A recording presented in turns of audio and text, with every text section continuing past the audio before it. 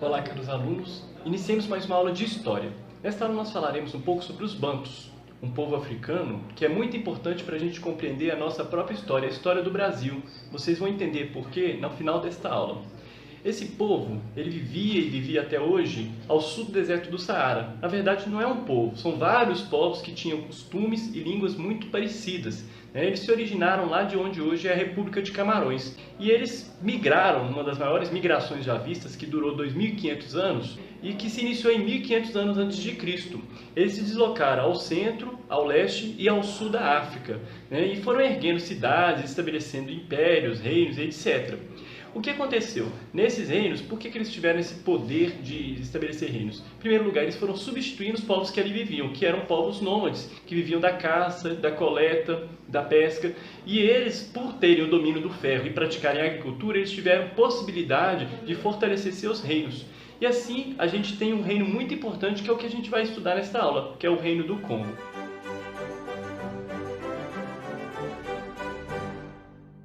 A bacia do rio Zaire, chamado de Congo pelos portugueses, era habitada desde longo tempo por grupos bantus, como o Ambundo, o Bakongo, o Luba e o Lunda.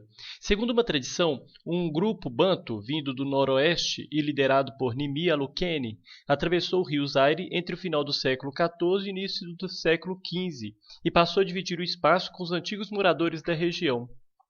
Por meio da conquista de alianças e de casamentos, Nimi Alukene e seu grupo se fortaleceram e fundaram a cidade de Mibanza Congo. A partir desse centro de poder, submeteram outros grupos e passaram a controlar um amplo território. Nimi Alukene recebeu o título de Mani Congo, que significa Senhor do Congo, e é considerado o herói fundador do Reino do Congo.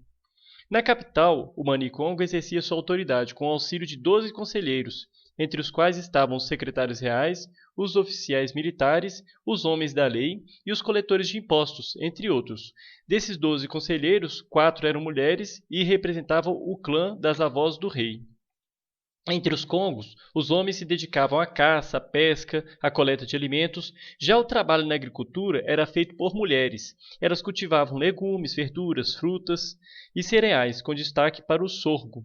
Além disso, os congos criavam galinhas, porcos, carneiros, bois, cabras e praticavam artesanato. Teciam com fibras de folhas de ráfia e faziam tecidos de madeira e de cobre e forjavam ferro, com o qual produziam instrumentos de trabalho, pás e enxadas, e armas, espadas e lanças. Os congos conheciam técnicas apuradas de fusão do ferro. Segundo a tradição, o fundador do Reino do Congo era um rei ferreiro, por isso os trabalhos com ferro eram reservados aos nobres. No Congo, o comércio era intenso. De Mibanza, Congo, partiam as caravanas que iam ao interior buscar ou levar produtos, com especial destaque para o ferro e o sal. Aldeias, lubatas e cidades, mibandas, pagavam tributos a Mani Congo, que, em troca, lhes oferecia proteção espiritual, pois era visto como um intérprete da vontade dos ancestrais e dos espíritos.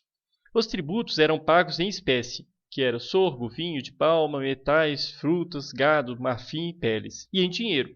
A moeda do Congo era o nizimbo, uma espécie de concha marinha obtida na ilha de Luanda. A exploração dessas conchas era monopólio do rei. O Mani Congo repartia parte dos bens arrecadados com os líderes de linhagens e das aldeias, estreitando assim a aliança com eles.